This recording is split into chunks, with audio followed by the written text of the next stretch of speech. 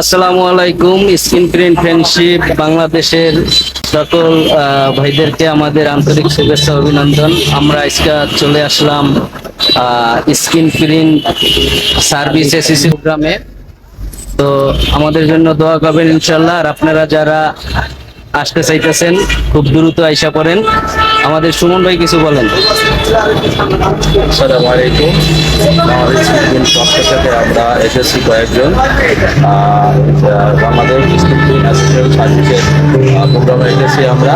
আপনারা যারা এখনো আসেননি অতি শীঘ্র আমাদের মঞ্চে চলে আসেন। আসসালামু আলাইকুম। এই রাকিব ভাই কিছু বলেন, আবেদ ভাই, আনোয়ার ভাই বলেন, ভাই এটা কিছু বলেন।